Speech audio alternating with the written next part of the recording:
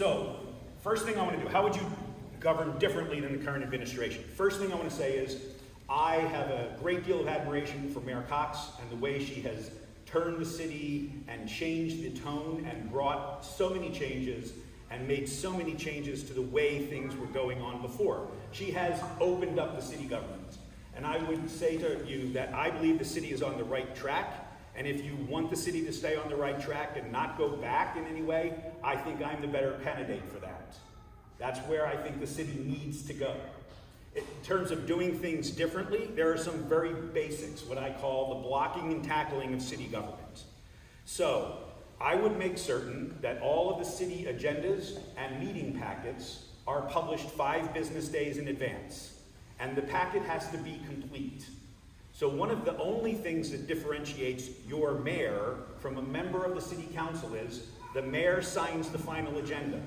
So when that agenda comes to me, if the meeting packet isn't complete, then that agenda item is not going on to the agenda. We're just lying through it, and when it's ready, it'll come up on the next agenda.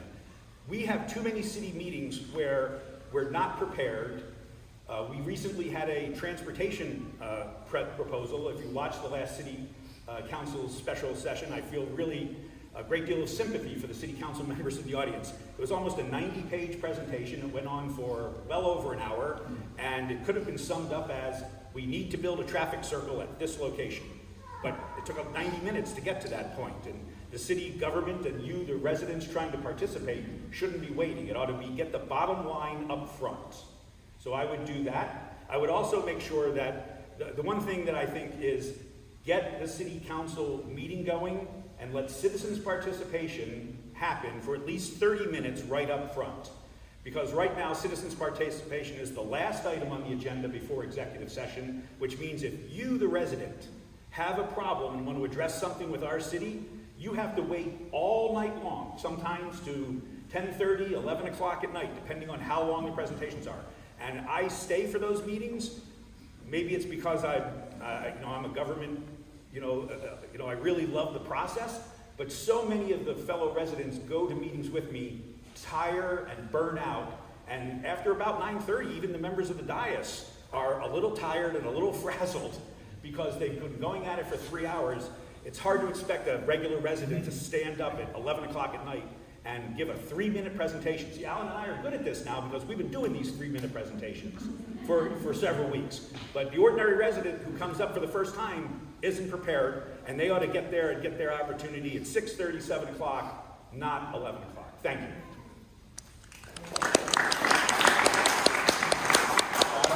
I would disagree with any of the topics that Tom brought up. One of the things that I would do differently is to continue a more robust communication aspect. I think it's important that we continue our Zooms, live Zooms, push that information out. But more importantly, as he had mentioned, I think too that we need to get the citizen participation up in the front. That way you're not waiting up all night, or you're waiting for your turn to speak on whatever type the agenda item may be.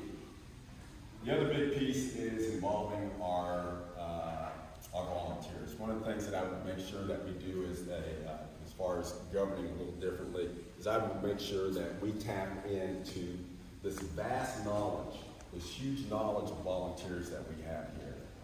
All too often, we seem to be going out and spending a lot of money on consultants to do all sorts of different things, okay?